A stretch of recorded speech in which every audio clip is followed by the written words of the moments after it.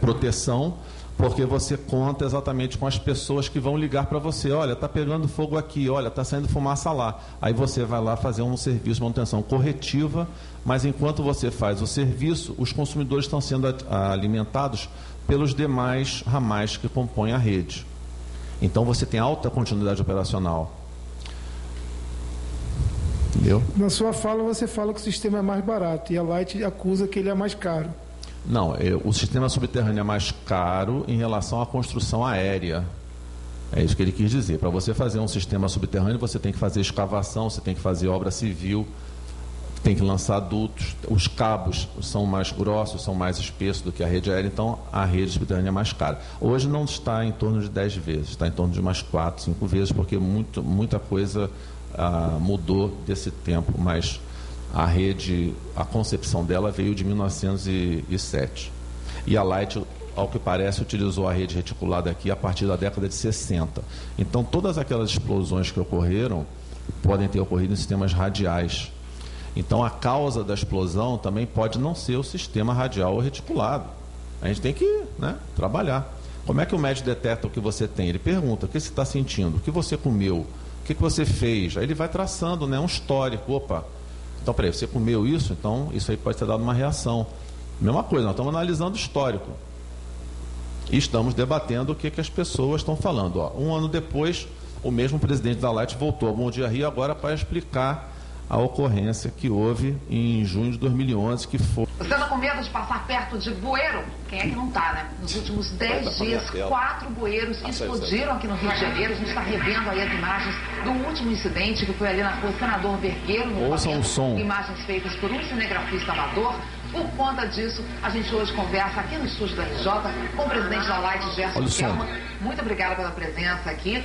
O Edmilson Ávila também participa aqui da nossa entrevista. Senhor Gerson, o que parece para todos nós é que a situação fugiu de controle. O senhor esteve aqui já há algum tempo, aqui no RJ, falando exatamente dessas explosões de exatamente bueiro, um ano. se comprometendo com investimento na rede subterrânea, ao que parece não está dando resultado.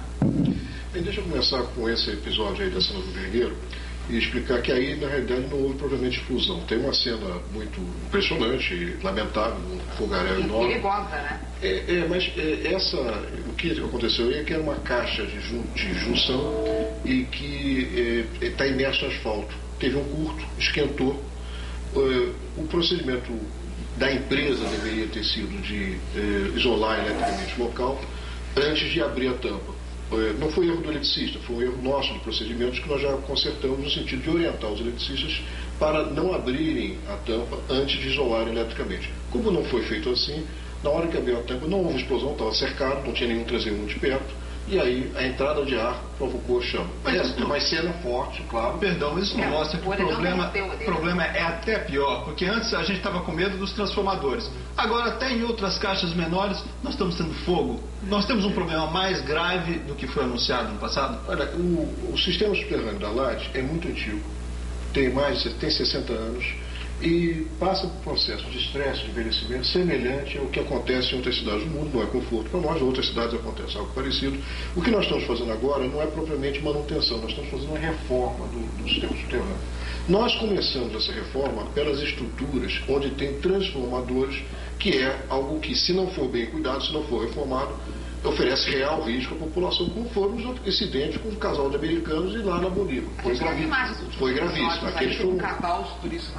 Aquilo foi muito grave. Agora, nós não tínhamos priorizado essas situações que não tem explosão, mas que de fato tem fogo quando você abre a tampa. E nós agora reformulamos, porque não basta, digamos, apenas atuar nos locais onde tem maior risco à população. É preciso também eliminar a percepção de risco. E essa é uma percepção. Elas vão ser fechadas? Vão ser eliminadas. Essas caixas de junção vão ser eliminadas, porque são antigas, já não estão mais, vamos dizer, oferecendo o serviço que ofereciam antes, e na realidade só servem para assustar a população que não está aqui. Então vamos eliminar todas elas. Agora, Sr. Gerson, ontem JB, Junction Box. O senhor disse que diante dessa situação estava também assombrado, porque os investimentos vinham sendo feitos e mais essa situação aconteceu. Ficamos todos assombrados também, imaginando se o presidente da Light está com medo dessa situação, perdeu o controle dessa situação, como é que fica para todos nós? O senhor confirma isso realmente? Foi uma surpresa mais esse incidente? A expressão assombrado eu usei no sentido de intrigado, não de assustado. Quer dizer, nós estamos com... Mas isso não quer dizer então que a Light não está sabendo o que está acontecendo? Não, vou explicar. Nós estamos, eu estou intrigado. Porque qual o motivo vamos dizer, da dúvida? É porque nunca da Light se investiu tanto no sistema subterrâneo como agora. Como ele disse, 88 milhões esse ano, que é 3 vezes do ano passado e 10 vezes dos anos anteriores. Então, nunca nós fomos tão proativos no sistema subterrâneo como estamos sendo agora. Mas falta investimento? Não falta nenhum investimento. Não falta nenhum investimento. Não nos falta dinheiro. O que nós não podemos fazer mais rápido é porque não tem nem pessoal treinado, nem equipamentos que nós pudéssemos colocar. Quer dizer, você só faz uma reforma na sua casa, você não pode contratar 50 pedreiros, não dá certo, não vai ficar esbarrando no outro. Não há falta de dinheiro nenhum, os acionistas não nos limitam recursos, nem a falta, o que falta é o que é o seguinte, 9 mulheres não fazem uma criança em um mês, é preciso ter um ritmo que as coisas são feitas. Mas quando vai acabar então esse problema?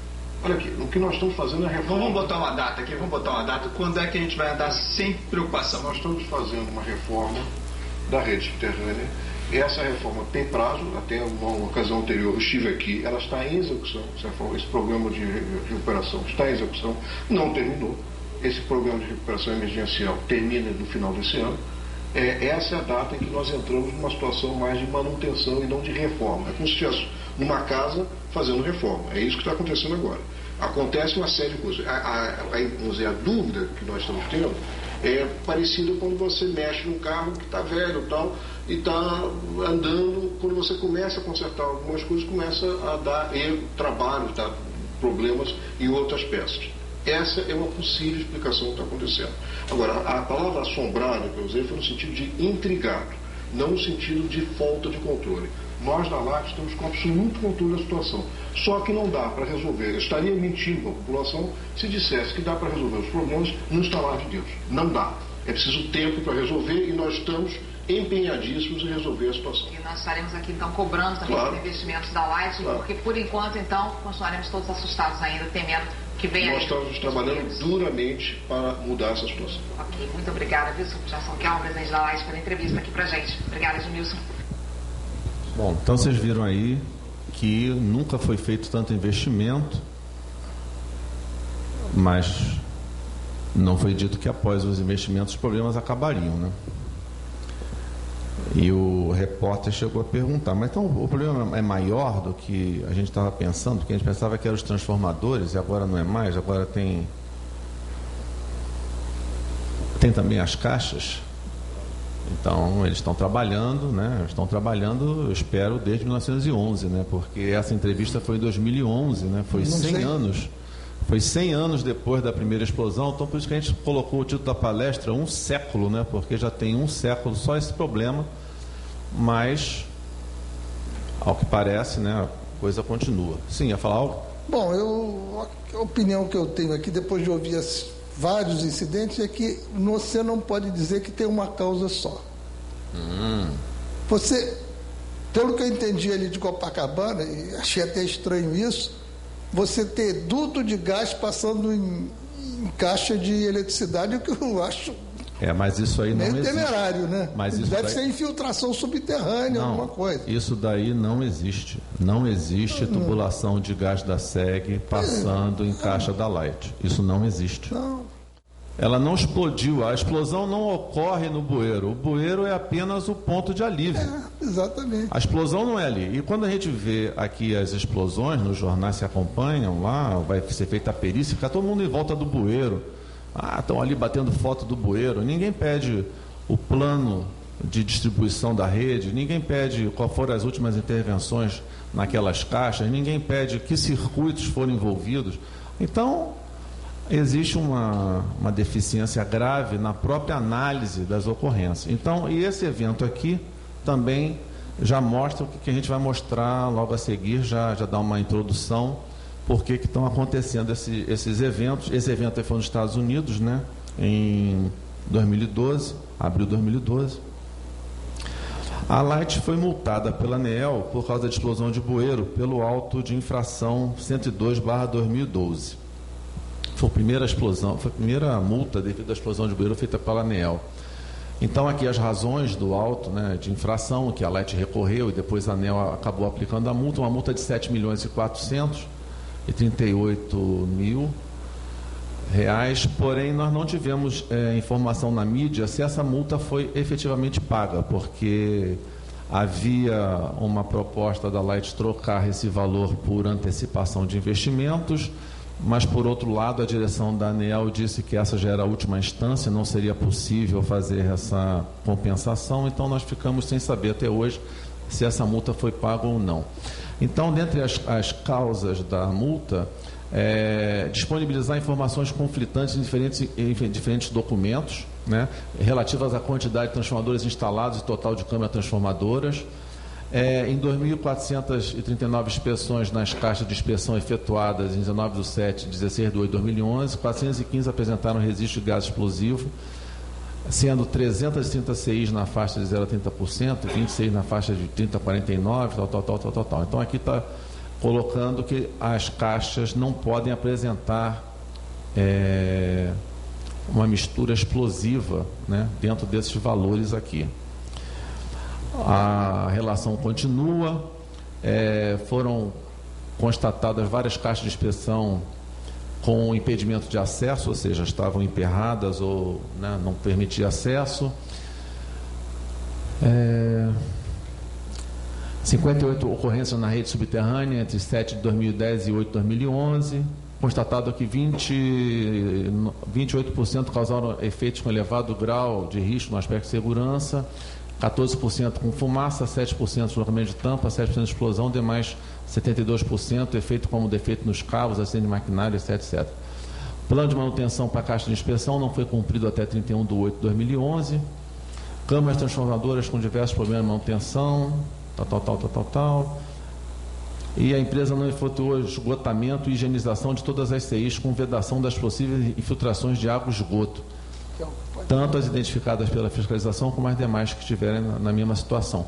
Notem que aquele primeiro vídeo que eu passei para vocês, a descrição da rede, foi feita por um diretor da Light, ele falou que até era bom que os cabos ficassem imersos em líquido, porque servia para resfriar. Isso é uma informação equivocada, porque os cabos não são feitos para ficarem permanentemente imersos em água. Isso, ao longo do tempo, gera danos ao isolamento, né? Ele vai absorvendo umidade. Isso não é bom, principalmente se for esgoto. Os ácidos podem atacar também o isolamento do cabo ao longo do tempo e gerar problemas. Então, aqui está dizendo que é obrigação da Light efetuar o esgotamento e higienização de todas as CIs. Então, coisa que não era, né, feita pela Light, que está dizendo aqui, ó, foi multada. Um dos itens que compôs a multa, né, foi esse daí.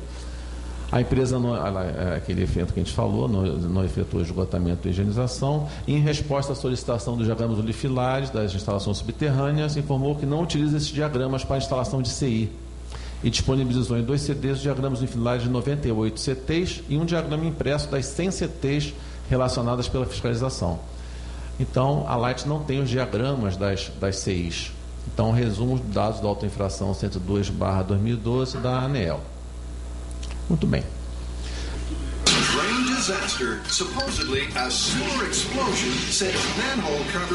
Porque não era classificado. A área classificada é onde você espera. Aqui você não é para ter isso. Aqui eles vão fazer uma experiência que eles vão colocar metano num tubo com vidro, né, uma caixa, e vão fazer uma centelha. Ele fala aqui que é como se fosse um sistema de esgoto, né? O nosso caso aqui da rede subterrânea não é rede de esgoto, mas ele vai fazer uma simulação colocando metano e vai colocar uma centelha na extremidade da caixa. Então é isso que ele vai fazer, vai apresentar uma centelha na extremidade da caixa. Covers sky high. 3, 2, 1, go. Então teve a explosão e as tampas subiram.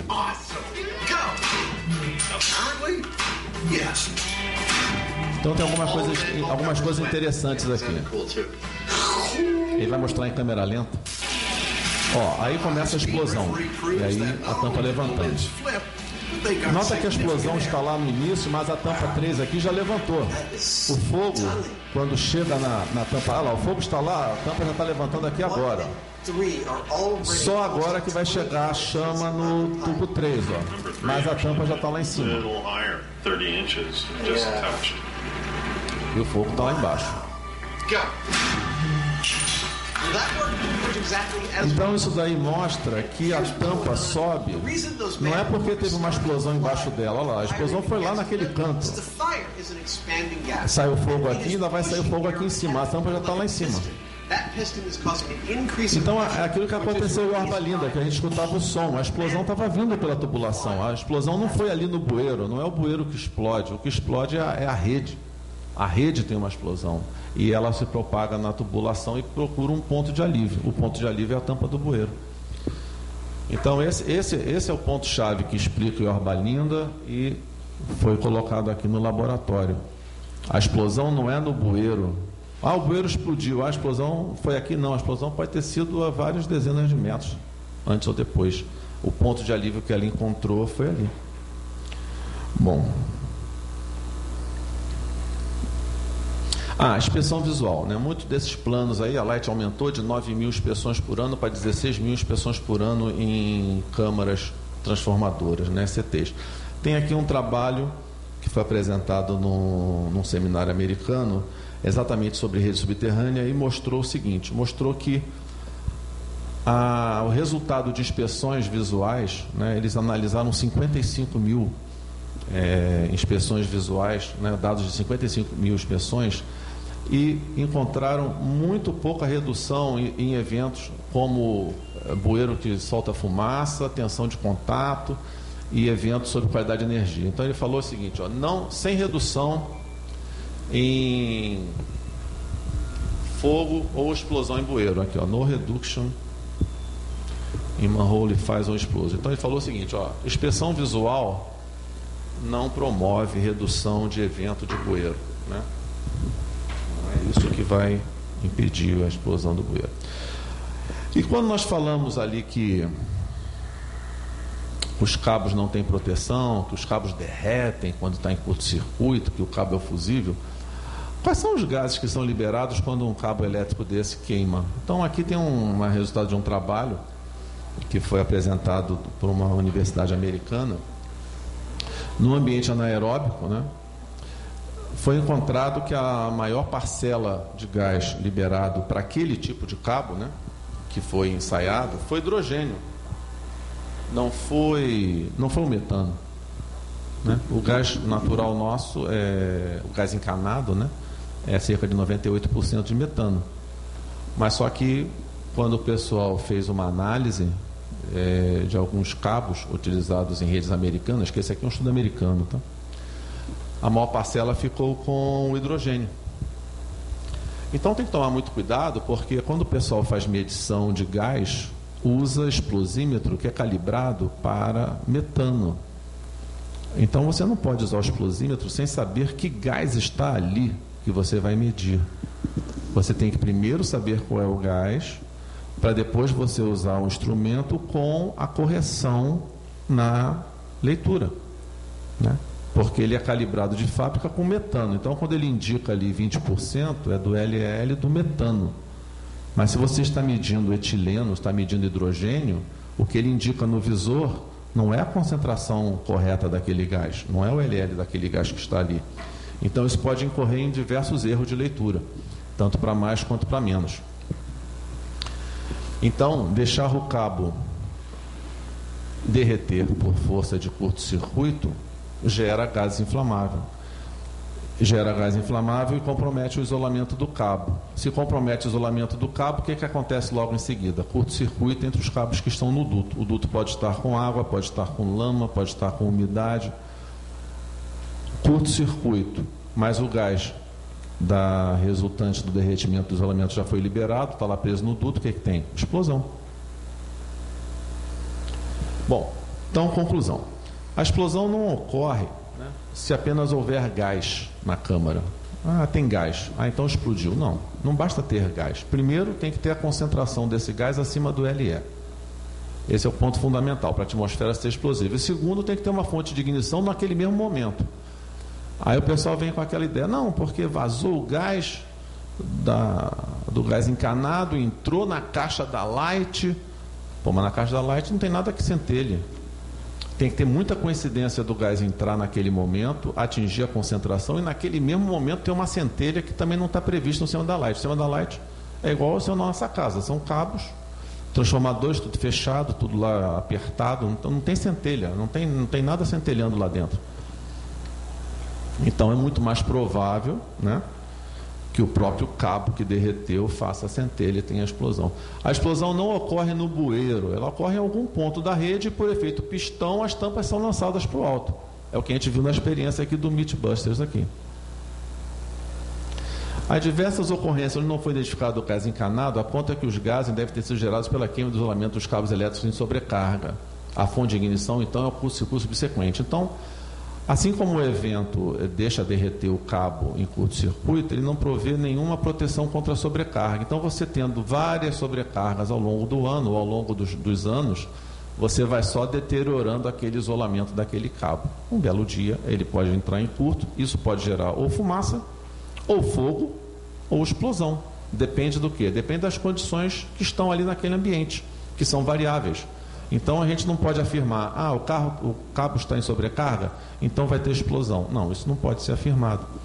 Mas pode ser afirmado que dentre as consequências está o fogo, a fumaça e a explosão. A hipótese da contaminação do gás encanado exige haver penetração dele na rede elétrica, atingir a concentração necessária e encontrar uma fonte de ignição no mesmo momento. Então, é isso que eu acabei de falar, né? Uma hipótese muito pouco provável. Configuração de queima livre deixa os cabos de baixa tensão sem proteção contra curto-circuito nem contra a sobrecarga. Isso é dano ao ambiente e diminuição da vida útil. Imersão contínua de cabos elétricos em líquidos compromete o isolamento do mesmo. Tem um fenômeno chamado water truing, né, que é um arborismo, que isso é encontrado em cabos de alta tensão. Mas, de qualquer maneira, a imersão contínua de cabo elétrico pode causar diminuição da resistência de isolamento. Os cabos elétricos de baixa tensão possuem limites estabelecidos em normas técnicas com relação a sobrecargas por toda a sua vida útil. Então, quando você especifica um cabo elétrico, a norma diz quantos por cento de sobrecarga ele pode ter e por quantas horas. Isso tem que ser respeitado o quê? Na operação. Agora, se você bota na operação um sistema que não possui esse controle, né, como resultado, nas chamadas contingências, que é quando falta um alimentador primário e os outros alimentam, os jamais que permanece alimentando as cargas que estavam penduradas naquele que saiu, né, que é a chamada contingência, eles passam a operar em sobrecarga. Eles todos trabalham na sobrecarga para alimentar os consumidores que estavam naquela região alimentada por aquele alimentador que saiu. Bom, então a gente fecha aí com uma proposta. Que a ocorrência de explosões, fogo e fumaça em bueiro, conforme estudos publicados, revelam graves distúrbios no sistema elétrico subterrâneo. Então, a explosão seria o evento mais perigoso, o que tem maior risco, né, de dano. Porém, fogo e fumaça também denotam problemas graves no sistema. Não é só a explosão que denota problema no sistema. O hiato na notícia sobre explosões na rede não significa que o problema acabou. Como revela o histórico, um novo ciclo surgirá em seguida. Nós vimos aqui, nova explosão de bueiro em 1930, nova explosão em 1977, nova explosão em 1984. Então nós tivemos em vários anos, várias sequências de explosões de bueiro. Depois acontece um hiato, por quê? Porque a Light, ou a concessionária, note que esse problema não é exclusividade da Light, isso aqui é muito importante deixar claro, que essa configuração não é exclusividade da Light. A concessionária vai lá e troca o cabo. Então, aquele cabo que estava envelhecido, danificado, né, com deterioração no isolamento, ele é trocado por um novo. E isso você faz em vários eventos, em várias regiões. O que acontece? Você renovou aquela rede por ali. Então, ela vai entrar num novo ciclo de deterioração, para anos depois começarem a aparecer problemas que podem ser de fogo, fumaça ou explosão, não necessariamente explosão. E tendo em vista a ocorrência de explosões em diversas cidades que adotam a configuração queima livre, como é o caso de São Paulo, como é o caso de Belo Horizonte, essa deve ser reavaliada pela ANEEL se exigir a implantação de recursos para respeitar os limites de carregamento dos componentes da rede. A configuração atual da rede subterrânea, que é a tal queima livre, apesar de atender às metas de continuidade de serviço, compromete a segurança dos cidadãos, o que é inaceitável. Então a gente não pode aceitar que haja uma explosão por ano, uma explosão por 10 anos. As explosões são inaceitáveis, nós já tivemos mortes e esse evento não pode ser tolerado porque está afetando a nossa segurança. Bom, então eu vou abrir agora aí para perguntas, por favor.